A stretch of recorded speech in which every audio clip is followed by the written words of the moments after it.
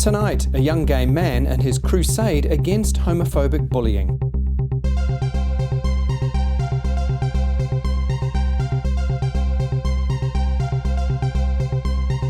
Hi everyone, welcome to the program. My guest tonight is Sam Shaw. He represents Rainbow Youth, a queer advocacy group here in New Zealand. He's talking to me about the WTF campaign against homophobia. Each year, countless young queer kids face the prospect of coming out, a process made more difficult by homophobic bullying. Now a campaign called WTF is aiming to change that, and they've recruited some high-profile New Zealanders to help.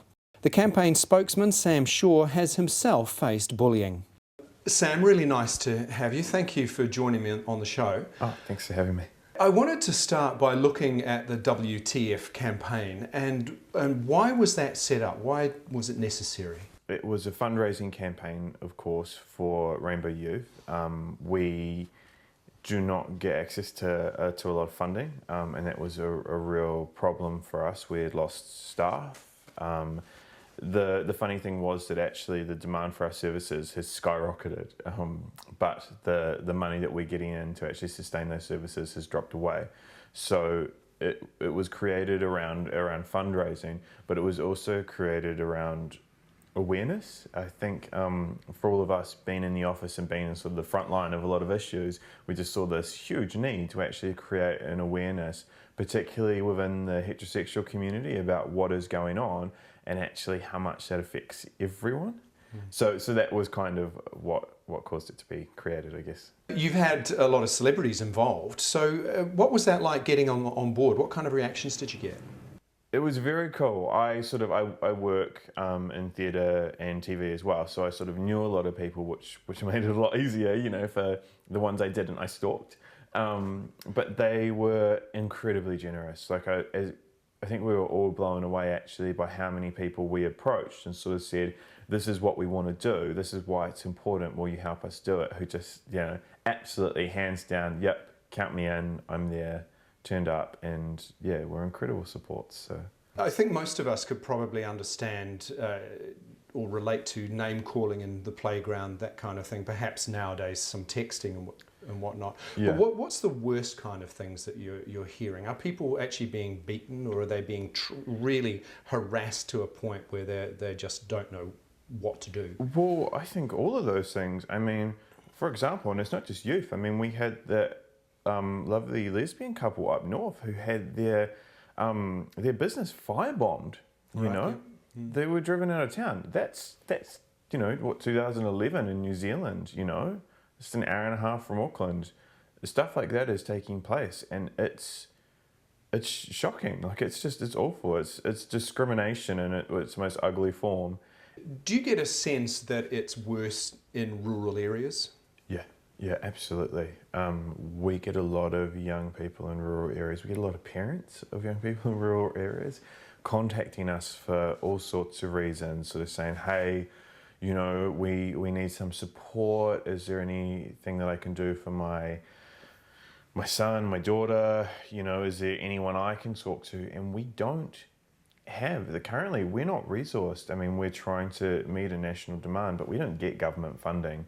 And, you know, I think that a lot of the issues that are taking place haven't been really acknowledged enough to fully back. And there's not a lot that we can do.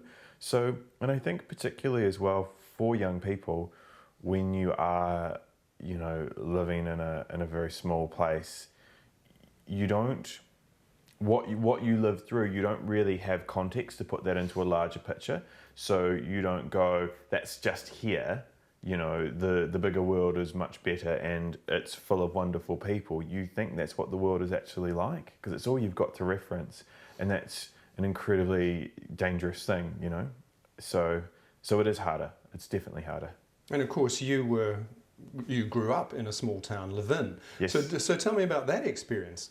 That was very hard. I mean, you know, I think I count myself very lucky for growing up in a small town, for all the wonderful things of, you know, that you get. Like you get to go to the river and the beach, and you know, you get to run around pushing cows over, and you stuff, and all the silly things you think to do when you're young there. But at the same time, for me, I had to experience all that stuff I just spoke about. I mean, I had no idea that the world was bigger and that there were actually, gay people out there living wonderful, happy, successful lives.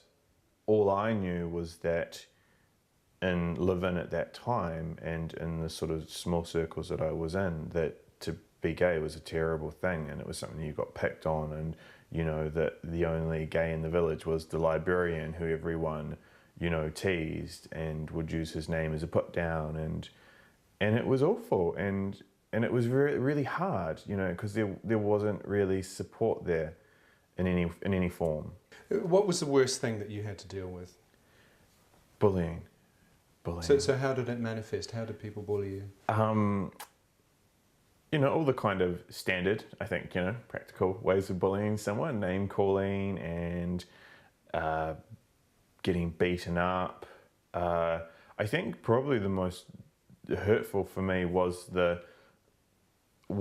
probably the name calling, like when you're called faggot, homo, every day, but relentlessly every day. I remember I used to sit in maths class and there was this horrible kid that used to sit behind me and they just used to sit there going, Sam Shaw homo, Sam Shaw homo. And the whole class could hear and the teacher never did anything. And I was subjected to that kind of, relentlessly. And, I never ended up passing maths, but I just stopped going in the end because it was awful. And you start to get a really horrible idea of who you are. And it's such a uninformed idea, but you do. How did that impact on you, and then how did you get through it and survive it, I guess? From about 12 to 15, I was incredibly unhappy, and that manifested itself in some really destructive ways. I didn't know what to do. I didn't really have the skills to deal with it, and to deal with just being a teenager anyway and growing up. That's hard. So with all those things combined, I just got through to the other side, and I think that around probably when I was 16, I was really into the arts. I decided, stuff all you guys, I'm just going to throw myself into what I love and sort of cut myself off from everything. And when I don't care if I am the school gay who is directing the stage challenge, I'm going to do it because it makes me happy. And I think at that point I made a very strong decision that I was going to do what made me felt good, and I was going to be around people that were supportive and were true friends, regardless of, I think it's that thing in school, you always want to be in the cool group and stuff, but when you realize the cool group actually isn't that cool. And that was a good turning point for me, but it was definitely I felt like I could go down one road or I could go down another. And standing there for a while, I realized that one of those options wasn't going to be a very good one for me. So it's fantastic that you were able to see that and emerge from it, and now your story can inspire other people, particularly young kids that are terrified at school. But it's really awful and it's really sad that you had to go through that and you had to question your basic validity as a human being. And yeah, it is. It is awful, and I think that's one of the reasons that I think it's so important to try and help young people now and stuff, is because I think unless you've been through that, you don't understand how damaging that can be, and especially when there's nothing wrong with you. That's the ridiculous thing, is that I kind of look back on it now at that young person that I was and go, there's nothing wrong with me. I was a great kid, but to be told so relentlessly that actually you are just, there's nothing in this world for you, it's a terrible thing. And I think it's just really plain wrong. Yeah, it is plain wrong. Yeah, and I think that's why it's so important that we try and do something about it. What's your sense of where homophobia comes from really within people? I think predominantly it's fear and insecurity. I mean, it's funny that actually one of the people that bullied me the most in school is actually gay now, and I think it's very much that kind of, I am going to put all the attention and the focus on you so that no one looks at me. You know, or in some people that if I condone this and say, actually, this is okay for you, I might have to investigate how I feel about these things as well. I think it always comes back to the person, because my two best mates are straight, and there's never even been an issue, and they're probably the straightest guys you'd meet, you know, but they've never had an issue because I just think they're so secure in themselves, and I'm secure in myself, and it's always the people that there seems to be something else going on that are the ones that need to attack and things, you know. And my final question is just, what are your thoughts on what it takes to have a happy, fulfilling life? It's being true to yourself, and it's knowing that if you're not happy with something and you're in a place that is not good for you, that you can change it. You know, you can always change things. You can always, you know, you've got the power to create your future.